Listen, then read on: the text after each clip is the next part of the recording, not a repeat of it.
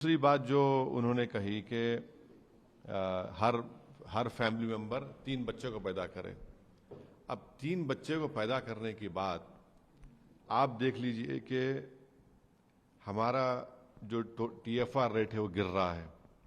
हाँ, और आप हमेशा से कहते थे कि मुसलमान ज़्यादा बच्चे पैदा कर रहे हैं, और RSS देश को ही नहीं बताती कि जो पहला सेंसस हुआ था 1883 में, उस वक्त 1880s में, उस वक्त मुसलमानों की आबादी 21% थी। अब पार्टीशन हुआ, अब जाकर 14.5% कुछ है। तो ये आप हमेशा गाली देते रहे कि मुसलमान आबादी बढ़ा रहा है, ओवरटेक कर रहा है, इनके हर स्टेटमेंट में RSS के। अब कह रहे हैं कि 3 बच्चे पैदा करो आप। फिर ये लोग बोलते थे कि पॉपुलेशन कानून बनाया जाए कि जिसके 2 बच्चे ज्यादा होंगे उनको गवर्नमेंट जॉब ना मिले। इनके बीच RSS के एक मेंबर ने राज्यसभा में एक प्राइवेट बिल भी पेश किया था। तो अब RSS ये कह रही है कि 3 बच्चे आप पैदा करिए। तो हम ये जानना चाह रहे हैं कि अचानक तब्दीली कैसे आ गई, ये तब्दीली कैसे आ गई। और आपको याद होना चाहिए कि 2019 में 2019 में 15 अगस्त लाल किले से नरेंद्र मोदी ने कहा था कि पॉपुलेशन कंट्रोल की जरूरत है, 2019 में। अब मोदी ये बात कह चुके हैं, और मोदी ने कहा था कि छोटी फैमिली देशभक्ति है। फिर 2024 के चुनाव में नरेंद्र मोदी ने कहा था कि सबसे ज्यादा बच्चे ये लोग पैदा करते। क्या भगवत इससे एग्री करते हैं? बता दीजिए। वो तो गुरु हैं, गुरु घंटाल हैं नरेंद्र मोदी के। और पॉपुलेशन कंट्रोल के ऊपर RSS का क्या ओपिनियन है, मोहन भागवत बता दें। और साथ ही साथ ये जो 3 बच्चे पैदा करने की ये बात कर रहे हैं, ये क्यों दूसरों के फैमिली में मुदाखलत कर रहे हैं लोग? ये तो हर फैमिली को छोड़ना चाहिए कि वो डिसाइड करें।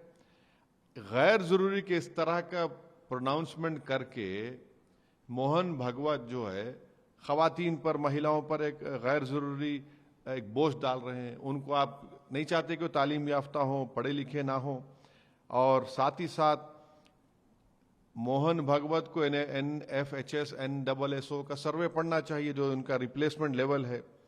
तो ये सब बता रहे हैं कि महिला डिसाइड कर रही हैं, मगर आप कह रहे हैं कि ये सब करो।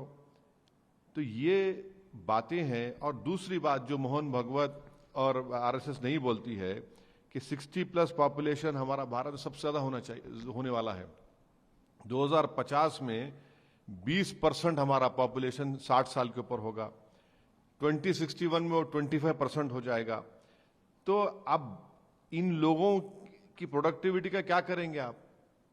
और मोहन भागवत देश को गुमराह कर रहे हैं ये कहकर कि जो डेमोग्राफिक डिविडेंड भारत में आज है, हमारे 60% आबादी हमारी यंग है, उसको आप नौकरी देने की बात नहीं कर रहे हैं, उसको प्रोडक्टिव बनाने की बात नहीं कर रहे हैं, उनको कैसे काम पे लगाया जाए, बल्कि आप कह रहे हैं कि 3 बच्चे पैदा करो।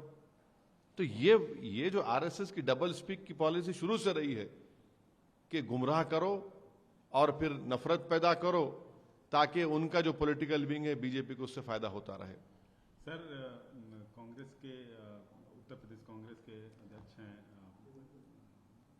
उन्होंने एक बयान दिया है, अजय राय ने, RSS को लेकर कि ये रंडू की फौज है। इस पर आपकी क्या प्रतिक्रिया है? नहीं, ये अब वो जो भी जिस किसी पार्टी का नेता इस तरह की बात करता है उनको बोलनी चाहिए। मगर ये बात सच है ना, तो ये लोग ज्यादातर लोग RSS की शादी नहीं करते हैं। अब उनका पर्सनल डिसीजन है, वो उनको जाने, मगर ज्यादातर ये लोग नहीं करते हैं शादी, सिंगल रहते हैं, बैचलर रहते हैं। ये है। और फिर आप ये रहते हुए आप बोल रहे हैं कि आप महिलाओं से कह रहे हैं कि 3 बच्चे पैदा करिए, और आप ये नहीं बता रहे हैं कि भाई 2050 तक हमारी आबादी 2050 में हमारी 60+ लोगों की आबादी 20% हो जाएगी। अब आप देखिए, 75 साल की बात तो कर दिए कि ना मैं रिजाइन करूंगा, ना किसी को मैंने कहा है। भाई आप जब 75 साल के आप पहुंच चुके हैं, 2050 में 20% आबादी हमारी 60 साल के ऊपर की होगी, 25% आबादी 60 साल के ऊपर 2031 में होगी।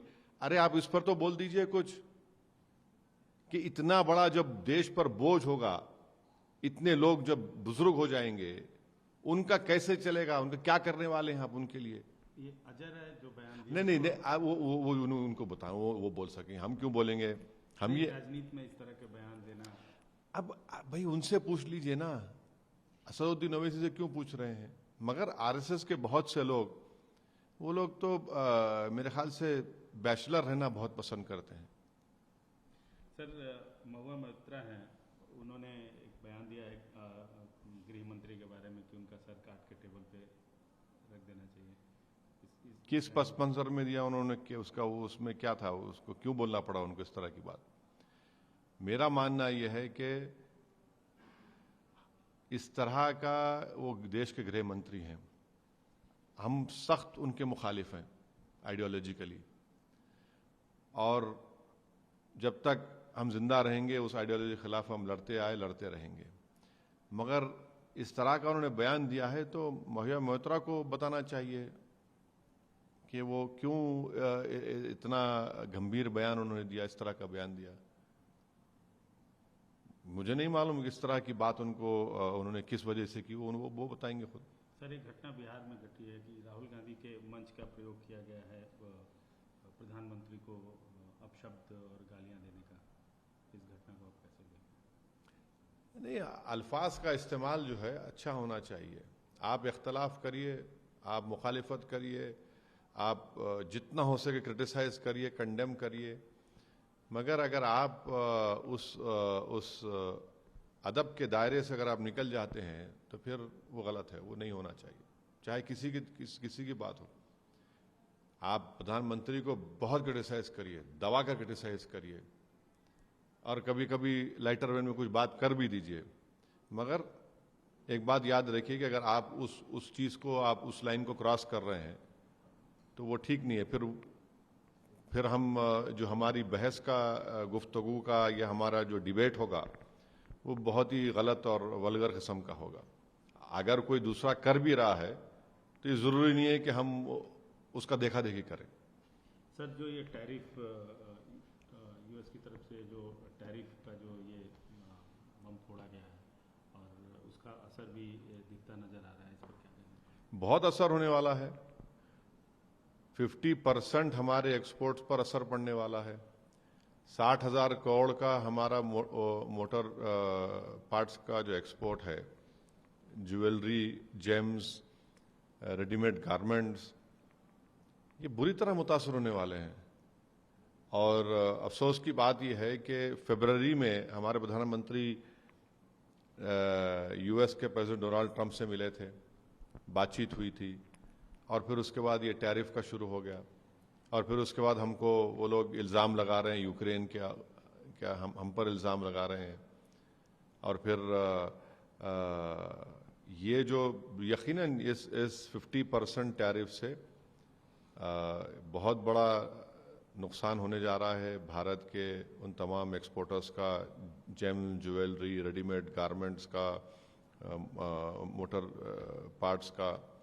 तो ये तो मैं समझता हूँ कि नरेंद्र मोदी गवर्नमेंट को जवाब देना पड़ेगा देश की जनता को, क्योंकि आपने डोनाल्ड ट्रंप से तो इतना रिलेशनशिप को आगे बढ़ा लिया था कि अब की बार ट्रंप सरकार कह दिया था। फिर फरवरी में हमारी प्रधानमंत्री उनसे मुलाकात किए, उनके ओथ में हमारे फॉरेन मिनिस्टर वहाँ मौजूद थे। आखिर ऐसी क्या वजह है?